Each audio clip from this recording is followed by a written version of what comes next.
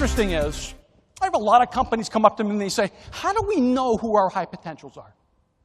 I love that question. I've got two answers. Number one, you've got to look for people who are competent. Does that make sense? You've got to have people who are competent. But even more importantly than competence, you need people of character. Character and competence. Powerful combination. Every now and then, I'm approached by a friend. This particular friend in Orlando is a middle school principal. She says, John, would you address our students? We have an awards banquet coming up. There's going to be 2,000 parents and grandparents, and we've got 400 7th and 8th graders.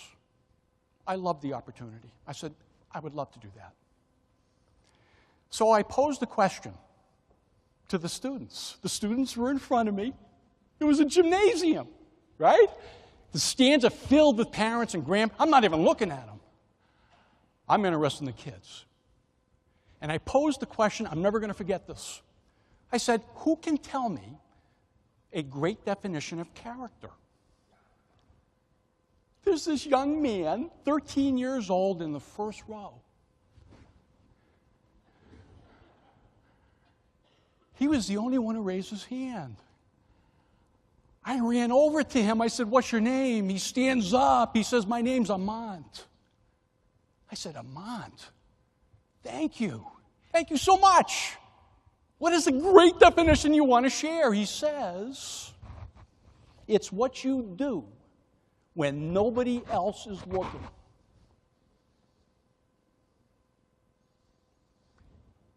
The place erupted.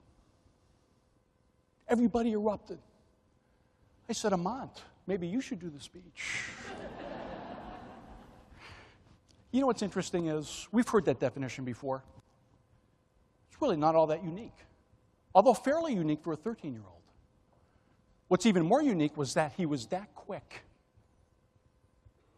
He was that quick in coming up with the construct, meaning that he lives his life as a 13-year-old with a construct of character. We need that.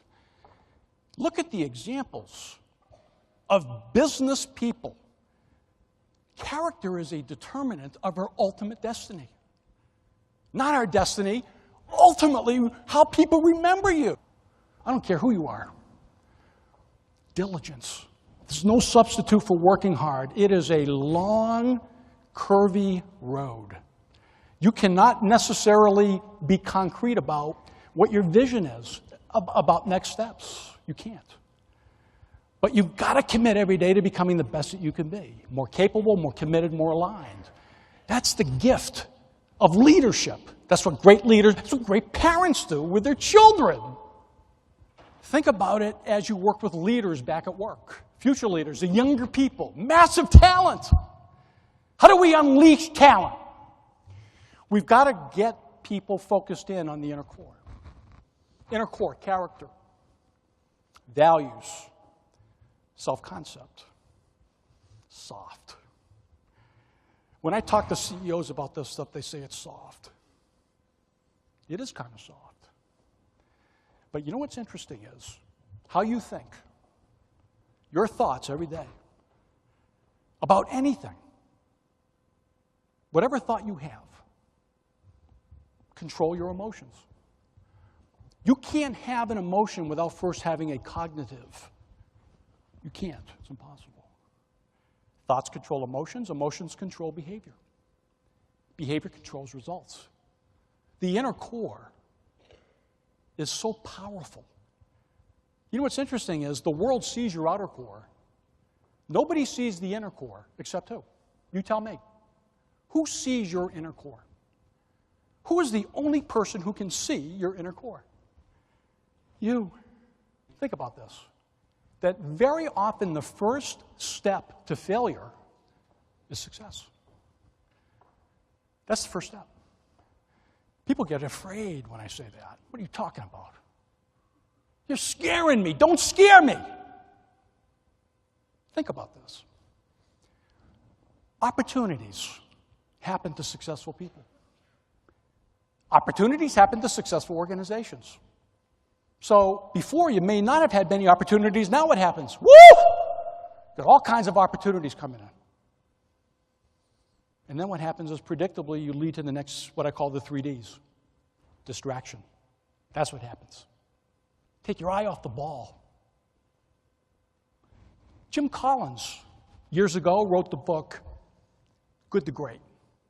Huh? Incredible book. If you go back to that book, do you know that a lot of those companies don't even exist anymore? It's unbelievable. You know why? He predicted it.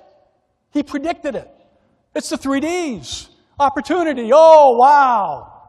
Then we get distracted in our personal lives too. Am I correct? Distraction leads to diffused effort and focus. Now we're diffused.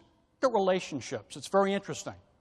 How many people in this room have noticed the unique relationship that a grandparent has with a grandchild? How many people have noticed that before? Grandparents and grandchildren, and you can go anywhere on the globe in this, any country, and you watch a grandparent interact with a grandchild, it's different.